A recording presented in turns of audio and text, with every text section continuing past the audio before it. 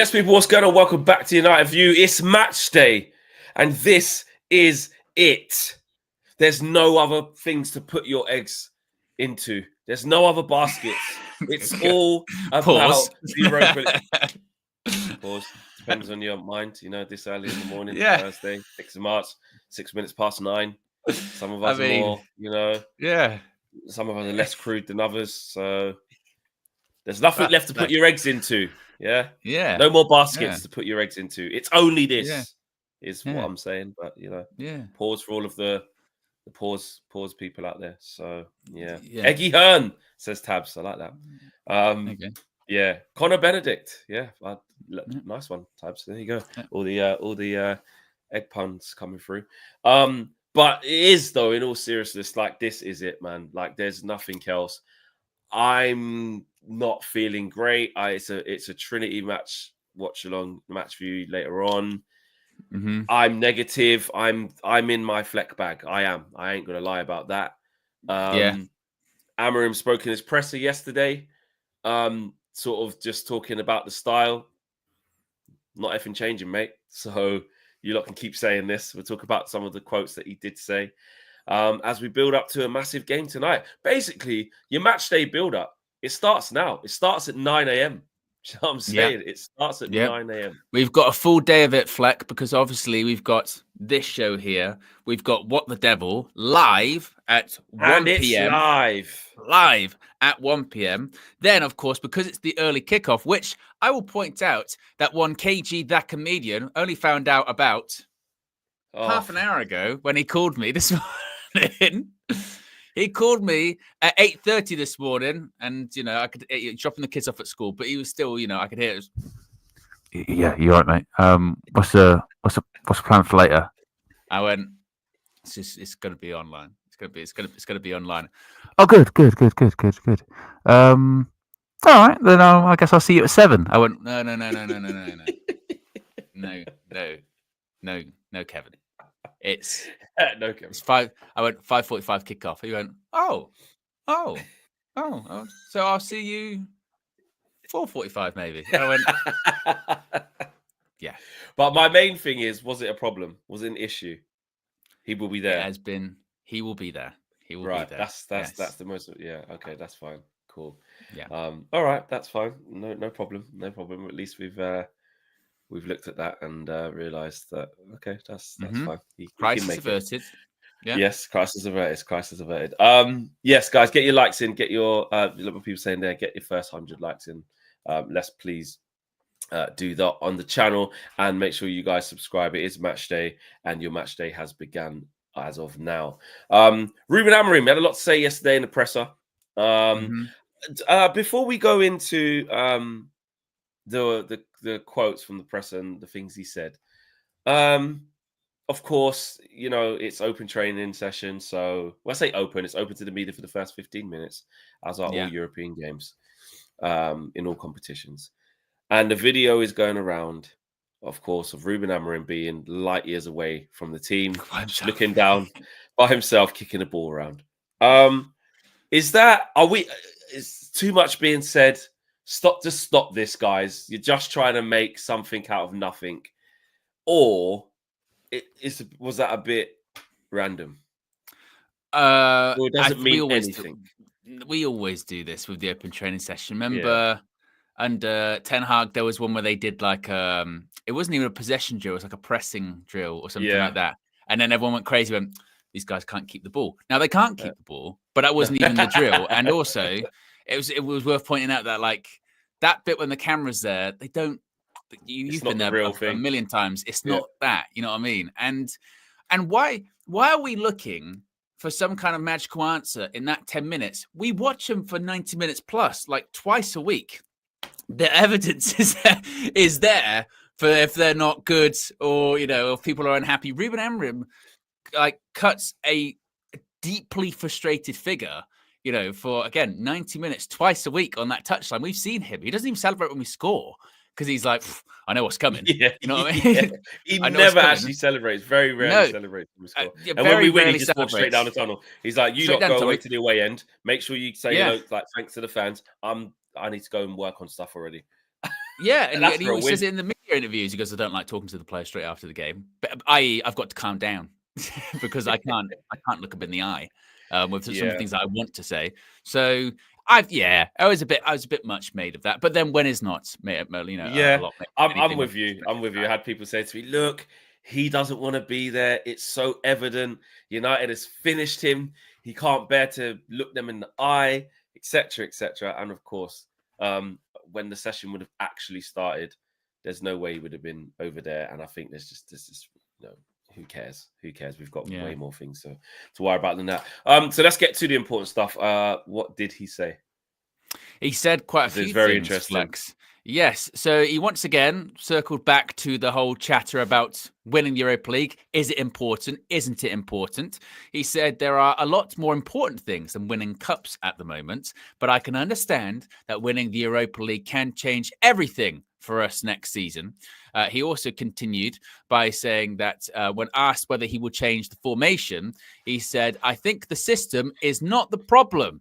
It is the way of playing. We have a lot of problems and we are trying to work on the problems. Every system needs different characteristics. I'm still really confident. I will not change that," which is quite interesting. First of all, the system is not the problem.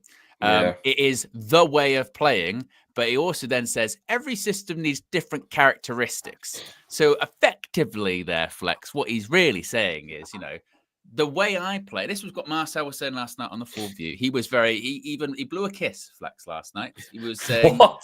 He did what? He was saying this to the formation, to the system. He was saying this football. He's going, this football is so sexy. This football is so sexy. Mwah, mwah, mwah. I love this football, but there's not the players that can play the football, Flex. So that's that's what he was saying. He actually went, "It's nice." That's what he said. He went, "It's nice." That's what he was saying about the formation. Marcel it's the best, players, the players that are no problem.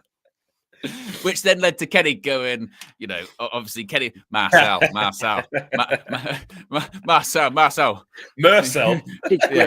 Absolutely disgraceful. Marcel. Disgraceful. Okay. We're Man United.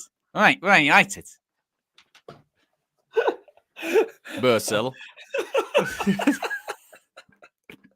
Oh my days! Oh, I wish I didn't miss it. So basically, Amorim saying there, the system's not the problem, Marcel. It's the Marcel. It's the players, different characteristics. We need different characteristics. Martinez and Marcel. Marcel.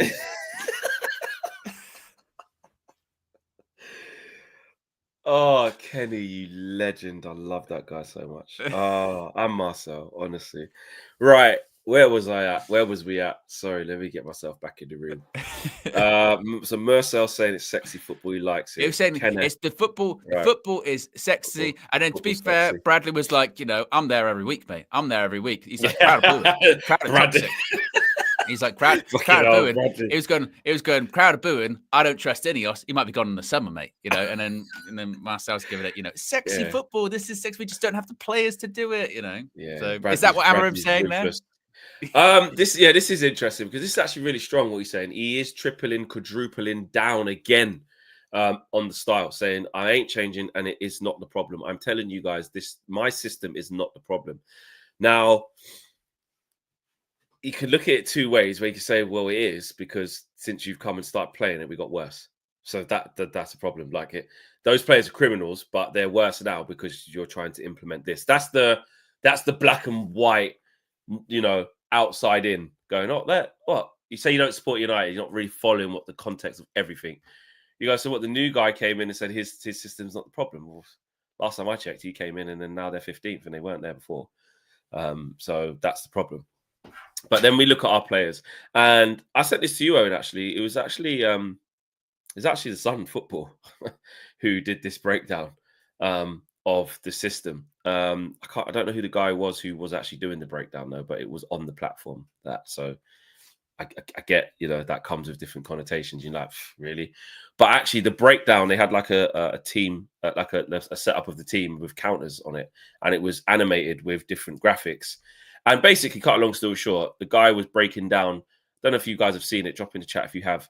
The guy was breaking down the importance of the wing backs in this system, which obviously a lot of people have spoken about, and the importance of them in different phases of the build-up. So it's not really a 3 at the back, because obviously it's a 5 at the back when you have the wing backs there, and then they do that. Then when you progress the full ball forward, it's not really 2 6s by themselves. It's a 4 in midfield, because the wing backs activate and then they push on, and then you got the 2 6s, and then you got the 2 wing backs. So actually that's a 4-man midfield when the ball's there. And then it's actually essentially a front 5, your 5 attacking players, when you get to the final third, because they activate when the ball gets there and go from the middle third to the final third. And you got your 3 forwards, strikers, whatever you want to call them, 2 inside 10s and a striker, and then your 2 wing backs. So he was basically highlighting that they have to be so fit to be able to do it. And if you haven't got really good wing backs, all of this basically breaks down, is essentially what he was saying.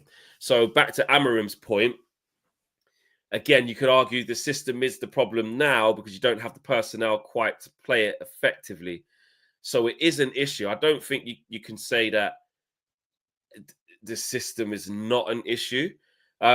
But there has been a lot of people who say, no, look, against Everton, the only thing that changed last week, they just applied it themselves properly. They started running harder or not giving the ball away. And that's where Amorim's got a point where it's like, whether it's 3 at the back, 4 at the back, and what he was saying in his presser, he was like, you can build up with a 4 or a 3, or you can drop a midfielder back in there and it makes a 4, whatever you want. You can build up how you want, but it's not just about the formation. There's so many ways you can play the formation.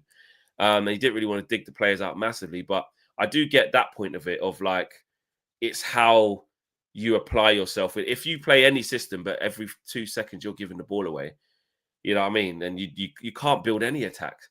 If you have a different type of system and you make silly mistakes and the goalkeeper can't keep the ball out of the net, doesn't matter about the system. If you've got a striker who can't control the ball or can't be involved in the game, it doesn't matter what system you play. So it's 6 to 1, half a dozen the other, I'm saying. And also we've seen, this is the other part, it's not as if we've exclusively seen this specific group of players only play in a 3-4-3. We've seen them play in 4-2-3-1 and 4-4-2. Erik ten Hag lost his job because we weren't getting results. We've with this group of players specifically, they've let us down regardless of formation. It doesn't really matter all that much. So I can see why. And at this point, the media, they'll keep asking the question over and over and over again, because I think they still want him to change, but he's not going to. If he was going to change, he would have done it already, wouldn't he? In the first 6 weeks, when he realised, these group of players, they're shit, they're rubbish, they can't do this, and I've got to win games, mate. All right, I'll change, I'll adapt. Or if the key thing actually is the Europa League today, because if Ruben Amorim's Manchester United future hinged on Manchester United winning the Europa League, then maybe there would be a bigger consideration to change. The fact that he's still steadfast, sticking to the beliefs, and it doesn't feel like there's really internally from the club anyway, any external pressure to be like, you should maybe look to doing this, doing that. I think he's very comfortable. And also, you've noticed this a few times in the last couple of weeks, he's been very open about the fact that he's almost happy to get sacked just playing how he's playing. You know what I mean? He said it a few times. I don't care. I might not be here. Yeah, I might not be me. I might not be here, mate. And if I have to go because I'm playing my way, then so be it. I don't think genuinely on that regard he fears this thing of I might lose my job. No, he doesn't. No, and like many other Man United managers, you leave Man United. There's not many places that you can leave with your reputation sort of in tatters, but people go, yeah, but Man United does that to everybody. Everyone's just rinsed them. You're still a good coach. Come on in, let's go again. Do you know what I mean? That's changed. That's changed now, hasn't it? That idea of you come to Man United and your reputation's ruined. No, it's kind of not now, is it? It's kind of not now, isn't it? It's Man United will ruin you.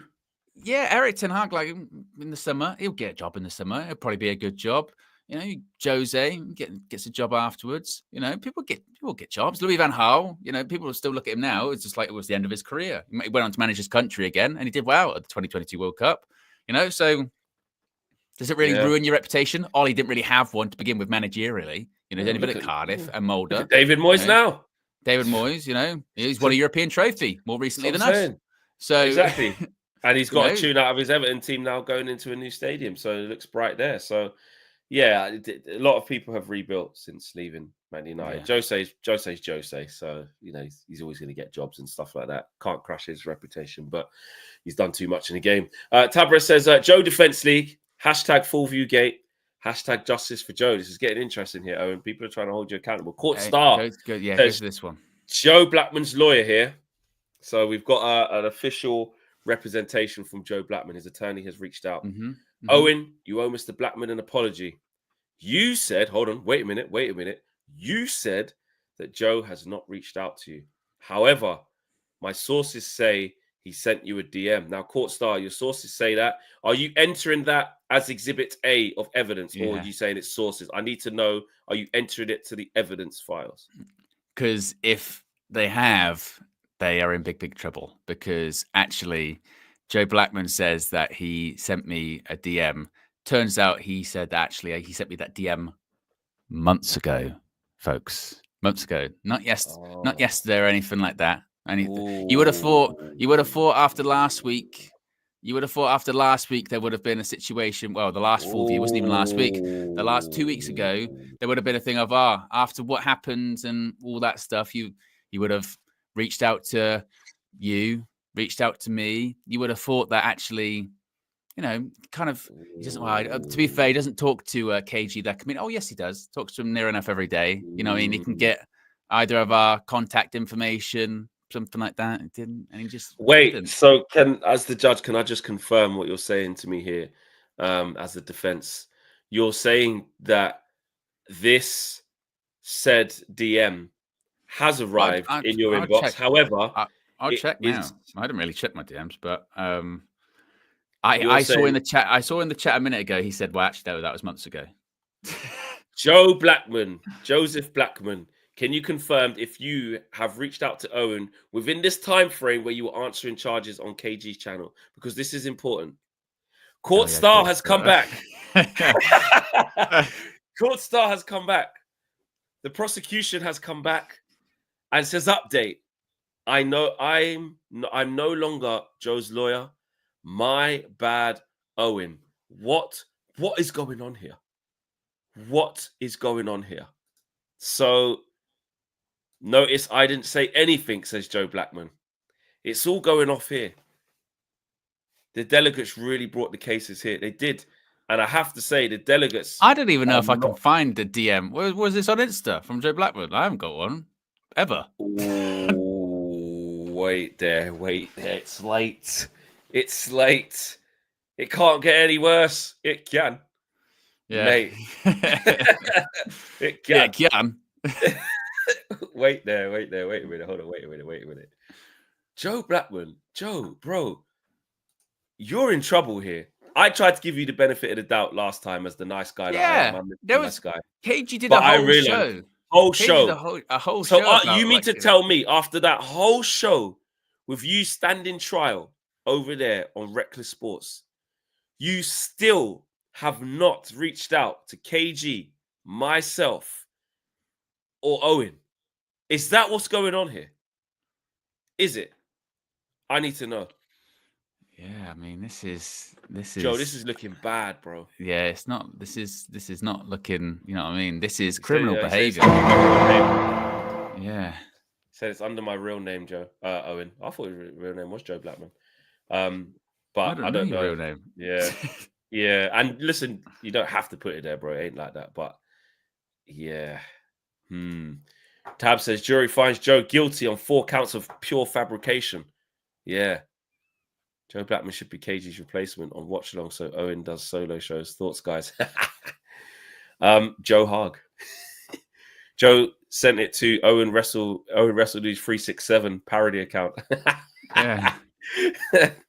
Well, we can clearly see, Joe, that he hasn't done enough. Like he said, you can see I didn't say anything. Your lawyers left you. The case has collapsed. So I think there's enough evidence being presented to say that this has been a mistrial and case mistrial. Yeah, I was going to say there's no evidence. evidence. You know, Yeah, it's over. Case is collapsed. Case is collapsed. Massively. Insufficient evidence. Insufficient evidence. Insufficient evidence. Yeah.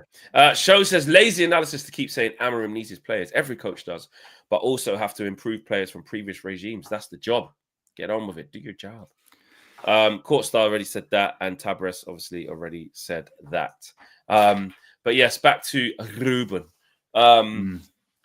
He ain't changing. So any hint of that of trying to change to get through these games ain't happening, mate. Yeah, it ain't happening. There was some criticism of him coming out yesterday, and this is, I suppose, when it goes back into the sort of the gamble that he's taken regarding this competition, because as we had the debate yesterday morning, it's a bit of a chicken and egg one about what's more important, building or trophies. Some say, well, you can't build without trophies. Others say you shouldn't focus on trophies, you should focus on building. Then you'll win trophies more sustainably in the future. So they're both opposite ends, but they're still kind of the same thing. But he hasn't named many youngsters in the squad, and he's going to name once again, for the third consecutive game, they were saying, a bench that isn't actually full of players. Now, he had some reasons as to why he was doing this. Now, in terms of squad options, he said, because we are out of the Cups, that could change a lot of things. Manchester United can have the goal to have the best players in the future. I understand that the Europa League, i.e. winning it, can change things. When asked why he didn't include more youngsters in the squad, he says, I'm trying to manage everything. It is a big step for them. I'm trying to think about every aspect. I'm not thinking about what it will look like with their friends and the media. Now, others have criticized him, saying, well, what have you got to lose in just putting these players on the bench? You don't even necessarily have to play them. Should you not just bring them with you? That would be a good experience for them, being part of the matchday squad, a European away trip. And then you never know what can happen. You could bring them on. Does that go against the Manchester United way of not including youngsters or bringing youngsters through? Or, like we've said before too, if they're not ready, and they're not going to be, really going to be used and not in the plans, then why would I bring them in the first place? Why would I put them in that kind of environment? That's a distraction for me. In the same way that he wouldn't include, say, Marcus Rashford, when he was like, don't even want him in the matchday squad. Don't want to put him on the bench because it's not part of my plans, Yeah. What do you make of it? Yeah, you can't just... we just want players to be on there because we're like, well, you may as well. You fill out the bench. Yeah. You fill the bench. But what we forget as fans, right, is like what work needs to actually be done to get on the bench, like at senior level. Like you have to train with the team, show that you're good enough as well. You have to show that, like, if you do get counted upon, if you do get asked to step in because there's mad injuries in a game, you have to prove that you can contribute. Obviously, no one's going to expect you to be absolutely out of this world. You're a young kid who probably hasn't played any men's football, or you're only just getting the first taste of it now at the top level. And to go away in Europe in this Man United team and get thrown into the deep end when they might have been looking at training sessions and going, you're just not ready yet. We have to respect that. We've seen with the likes of Chiduobi getting minutes now. We've seen that he said he wanted Harry Amas from before, but couldn't get him in because he played for Arsenal. Sorry, he played against Arsenal. And what game that was, by the way, as well. We went through. Really good game. So I think we have to be careful. There has to be a cut-off point. We can't just hand out debuts like sweets because we're desperate, because that also does more damage to everything. It does more damage to the player who their first experience of playing men's football is in real bad circumstances when they're not quite ready. That does them damage. They will be buzzing and can't wait to play, but they need to be protected. And it does the team damage because ultimately you're putting players in there into a complete mess that shouldn't be anywhere near it. So if they've earned the right to be there by showing that amongst the training they can do it, and if they need to be called upon or something like that, then fine. But he's already put 2 young goalkeepers on the bench. That shows you, like, I am just putting people just to kind of fill it. You know what I mean? Like, because they ain't both going to play, are they? So I just think we have to be careful. We always want kids in, and it's part of our DNA. And there is an element that is happening.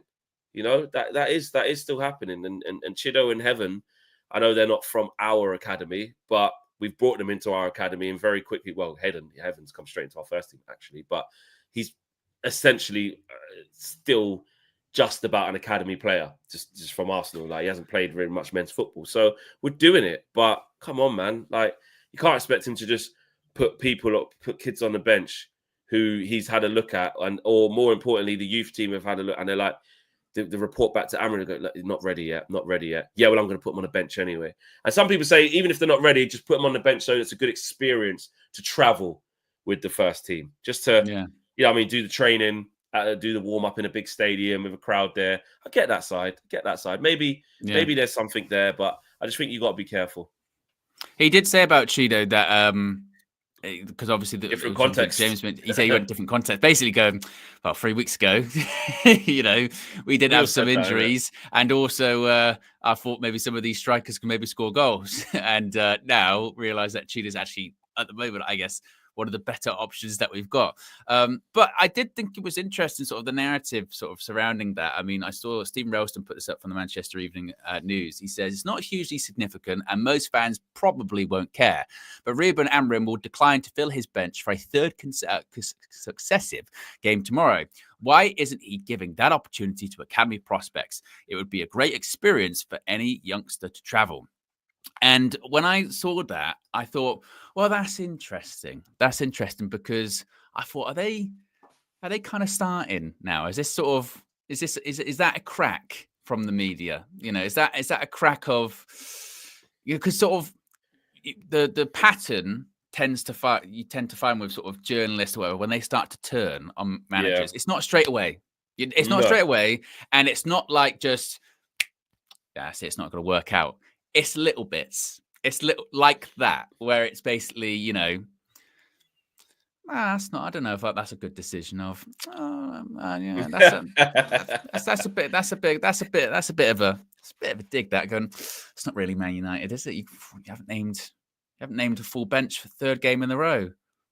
It's not what they do. Yeah. And I thought, that's a bit peculiar, isn't it? And then it just starts nibbling away, sort of. I saw that, I went, oh, that's quite curious. Now, others have said, maybe this is, and I always never really believe this kind of stuff, maybe this is a message flex.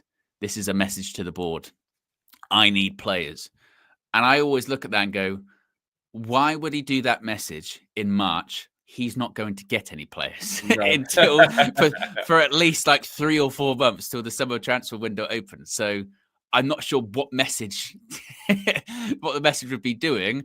I think it's just legitimately. Sometimes the most, the most accurate answer is the simplest one, which is, like you said, we don't have a lot of players. And he looks at a lot of those players that are in the under 23s and under 18s and says that they're good, but they're not for now, basically. And I don't want to just throw all these people to the lions when we're not in a good place, when we don't have, let's be honest, a lot of senior players in that team that are actually lifting their own fair share of the burden. Hence why people like Kobbie Mainoo, people like Alejandro Garnacho, people like, even already after like no start, Cheeto, are already getting criticised for, they're not good enough, Flex. They're not good enough. They'll never make it. They'll never, ever, ever, ever, ever make it at Manchester United.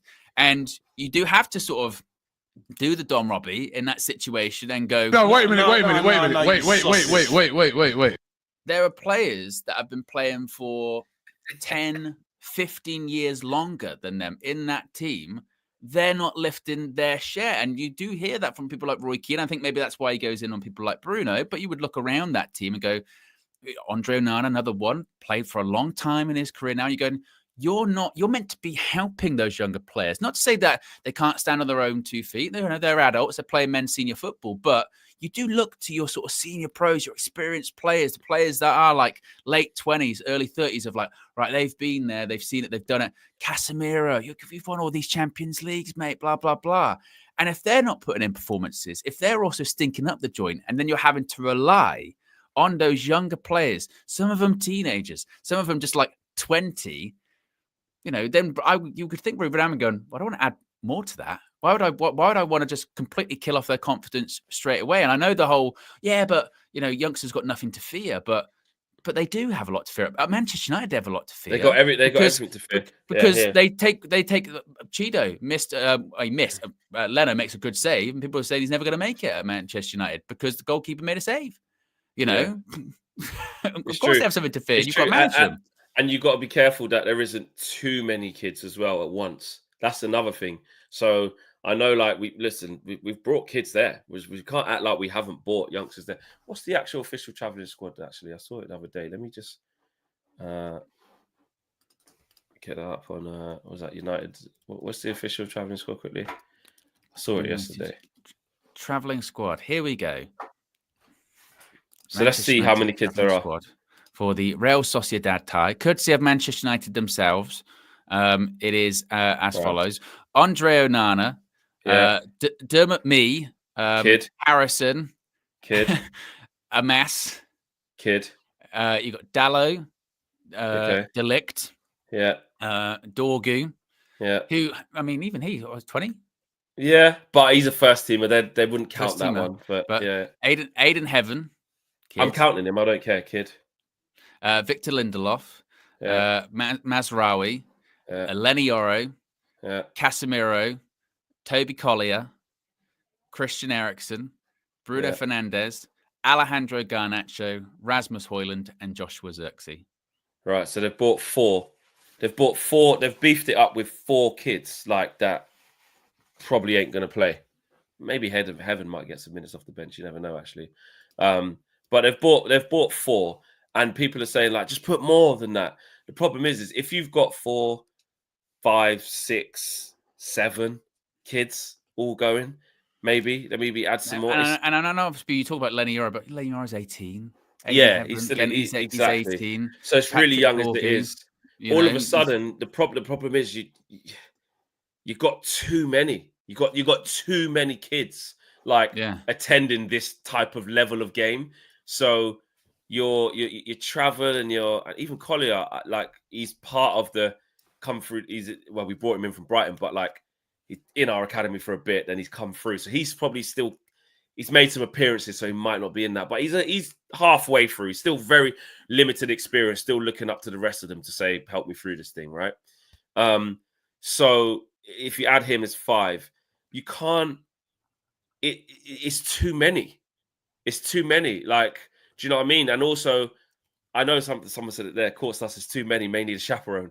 You know, it's how do you manage them kids away? It's not a match day squad. It's a crash. It's not. It's too much. It's too much. Like, so I don't particularly mind it. I'm not disgraced by the fact that he hasn't just flung them on there just so they can travel.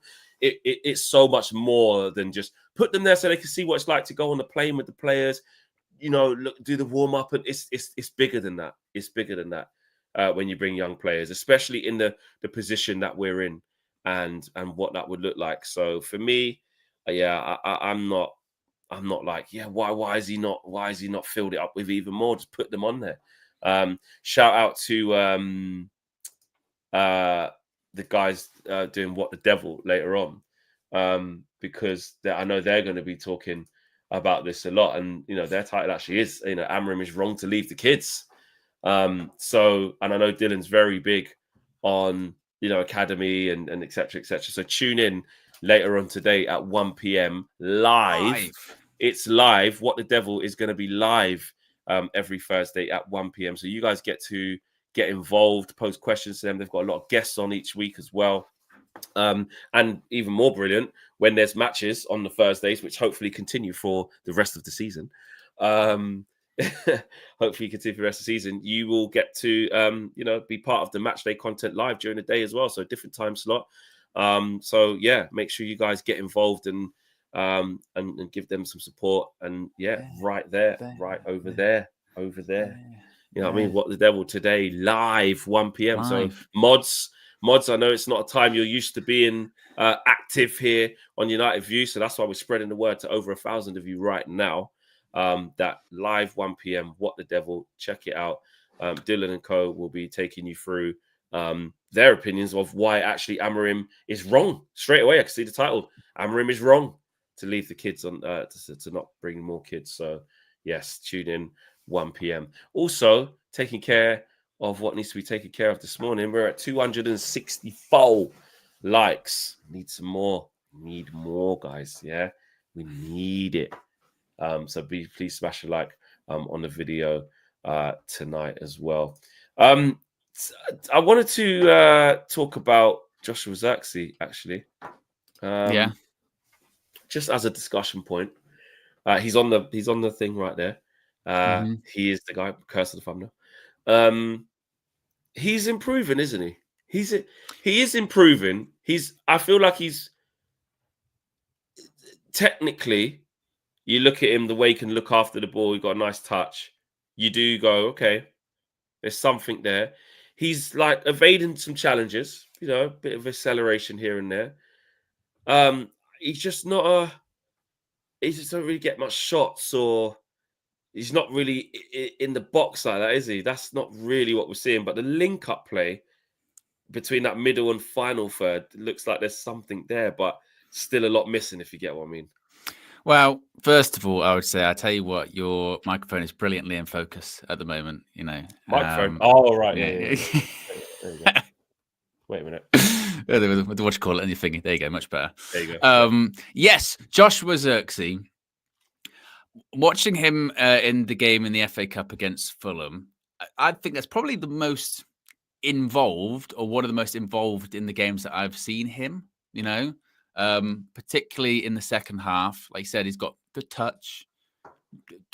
I wouldn't say amazing passes, okay passes. The reason I would say okay is because there are some passes where you go, right, play him in, and then under hit or something like that, and you go, But the more I watch him over and over and over and over and over and over again, it still baffles me, Flex. I can't believe we signed him as a striker. I know. I just can't. Who signed off on signing him for that position? If anything, we're fortunate. He's fortunate to an extent that, like, actually there was a system change mid-season and we play with 2 10s, because under the previous manager we had 1 10 and that was always going to be Bruno Fernandes. Where would he play? Because he's not a striker. He obviously he says he's a 9.5, but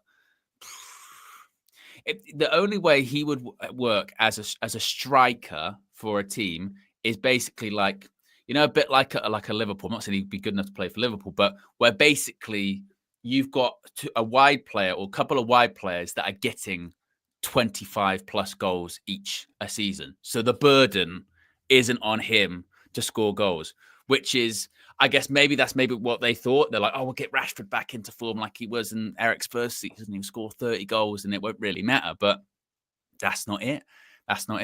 So I would love to know what the sort of thought process was behind that. Because we went into the summer window being like, we need a striker. We didn't really buy a striker.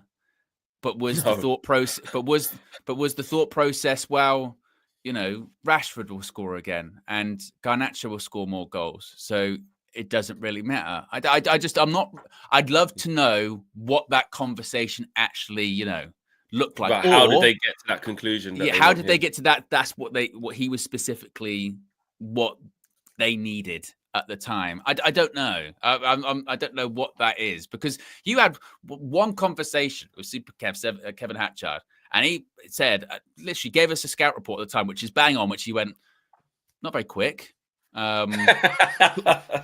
tall, doesn't really win a lot of headers, he's got good touch, good passing, he's got a load of goals.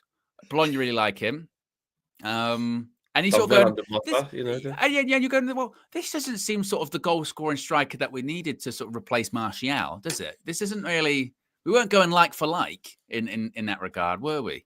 And you sort of go, well, so what was the plan? What did they see? Well, yeah. So what was the plan? And I don't know. And it's not to say he's a bad player. I just think he's really misprofiled. And which is the same, that word misprofile, right, is like the main buzzword that runs through our whole recruitment. Like bad recruitment is something we talk about all the time, but actual misprofiling, like that specific word, has happened with so many players, and that's the real reason of why we're in this situation. Again, like who thought that Anthony is like that's what you need? Well, we know Eric Ten Hag did, I know that, but like again, the misprofile, even back to the Sancho situation, the way Ollie explained that, misprofiling, buying him for one side, playing him on the other. Just what have you done? Then you're throwing in obviously the short-term fixes like Ronaldo became available. We just had to get him.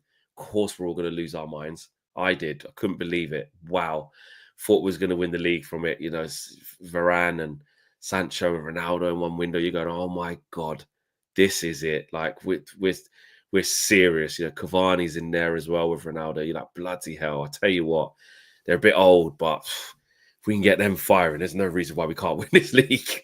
And then it goes on and on and on, and players just pass through very quickly. Look at Terrell Malacia, again, heavily influenced by Eric. And it's just like, Onana misprofiled to think he's good, but he's not. Like, it's just wrong, and wrong again. And the Zirkzee one is really epitomizes that because he does have ability. It's not like he doesn't have ability. Same with Rasmus Højlund. I think if Rasmus Højlund played for Bologna now, or continue to play for Atalanta, people will be talking about him around Europe, probably saying, that kid's doing all right there, he looks all right. But you bring him in when he's not ready to jump to this level. Now he's got zero confidence as well. Now he looks like one of the worst strikers we've ever had, which that doesn't tell us the true story of him. He is better than that. But we just don't have anything. We don't have a way of playing. We don't have a way that takes the pressure off. We don't have anyone else for him to learn off. It just keeps going on and on and on. And you just worry. You're just like, when are they actually going to address this?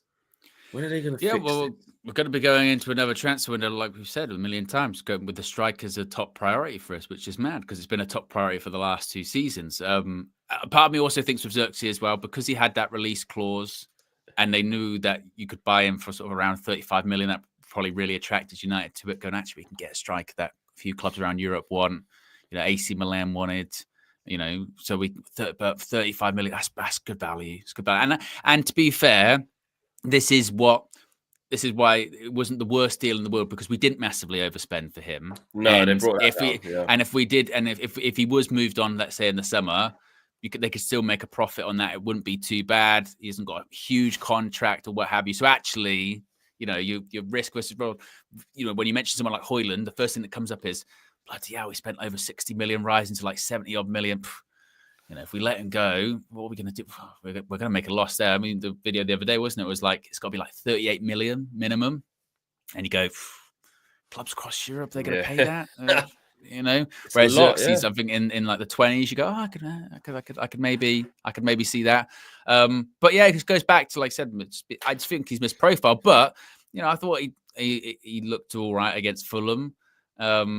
He's playing more consistently now. Now, to be fair, I think that might be because of injuries. If we'd had a fully fit squad, Ahmad was available and others were available, would he be playing consistently in the 10? You do get the impression Ruben Amorim has kind of mentioned a few times, hasn't he, that every time he's played him up front before kickoff, he goes, well, we know Josh isn't really a striker. We know that that's not his ideal position. So we'll have to adapt. So we'll have to sort of tweak things. So sometimes you get the impression with Ruben, he's a bit like, I'm not really sure what to do. Yeah. Where does he fit in? But now we know he's not that. We know what he's not. Yeah. And he's also got no choice. He's not going to play young players. So he's going to play. He's going to play in the 10. That's it. Yeah. And that is also his best position. We can put him up front when, say, it's a knock-on effect of that's why Højlund's now starting all the games as well, because again, he's the only actual striker there. Like what else is there? He tried Kobe as a false nine, which is a big insult, but that's how you know what Ruben really thinks. Yeah. But do you know what I mean? But out of there's no Ahmad. You can't, again, injuries in midfield, so you can't put Bruno in the 10. So there's no Bruno available in the 10. There's no Mason Mount available in the 10. And Garnacho is your only weapon off the bench who can come in and out and change things. And he's up and down. So and Kobe Mainu has now become a 10. Let's be honest. Like that was the beginning of him playing there really, or playing further forward at least. Be in a 10. Yeah. When he comes back, he ain't going to be in a 6, is he? I'll be very surprised. So that's what is that 5 or 6 players I just named? So when you don't have those available, you go, well, Zirkzee must play right 10 every game. I don't have anything else. There's nobody else who could play there, and that means that Rasmus. I don't have any, which is why Chido's getting more minutes, to be fair. But because that's the only person. Context change. The context change, you know. And even with Aiden Heaven now, he might get more games. Now Lissandro's injured for ages. Yeah. And Lindelof shit.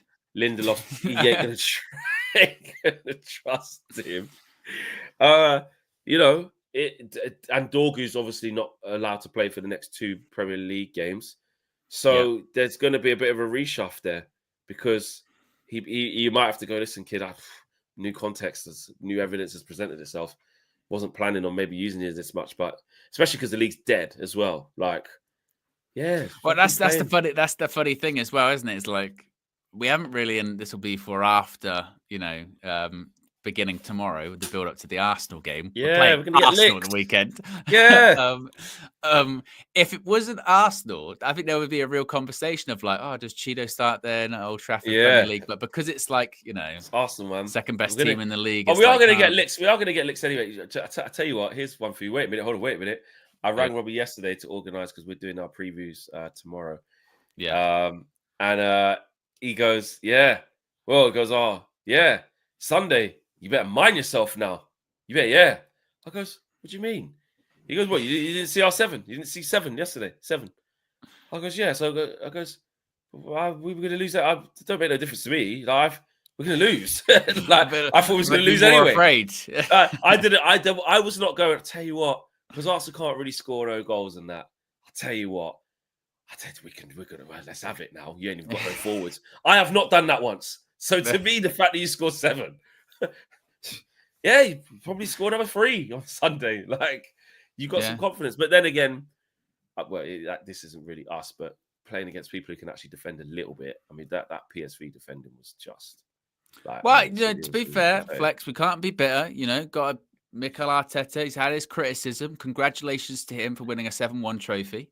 At this part of the season. You know, they said he couldn't win a trophy, and he hasn't won a trophy since, you know, that first season, and they won 7-1, and things are fine now. Things are fine. Totally fine. Also, they don't need a striker anymore then. What you moaning about? There you go. Exactly. Oh, they're bored of robbed us. They've left us. Well, you just scored 7 goals, mate, in the Champions League knockout phase. You're through to the quarterfinals already. Put kids out in second leg if you want. Wow, and then that was the other thing. I bet, Cheetah, you're regretting this, because you'd be playing at Arsenal right now. You'd be playing right now when he plays Man United. He's not even good enough to play for Man United, but he's good enough to play for Arsenal if he was still here at the moment. That doesn't make any sense. But they don't even need him now anymore. Don't even need him. You know, this 17-year-old that I'm going to scream at because he left my club. Oh God. Honestly, we're going to, Imagine getting that bitter about a youth player. I know, it's so stupid. Never even made a first team appearance for Arsenal. And no. And have a go at your board, your people. You wouldn't be like going crazy over Cheeto if you actually bought strikers in January. So don't have a go at him. It's not his fault. Exactly. You didn't want to be there. The Real C says, great show. Please pick up email for Match of the Day win. Yes, I've seen that. Central C. The Real C. Exactly. Big up to you, Real C. I'll pick that up, and I did respond as well right before, so they're on to that. And yes, look, to finish off, it's match day. We know what it is. We have to go there and stay in the tie. That's what we've said before. We have to stay in the tie, and get them back to Old Trafford doesn't really carry weight. So, you know, I mean, my predictions are 1-1. My predictions 1-1 this evening. I could see a draw, but like you said, usually that would be right second leg at Old Trafford. But it's kind of the opposite at the moment. And look, European games, we saw it last night with Liverpool against PSG, yeah? Liverpool are the best team in England right now. They might even win the Champions League as well this season. For the large majority of last night, they got battered by PSG. Alisson, brilliant saves. Unbelievable. Scrape of 1-0. Do you know what really pissed me off actually about that last night?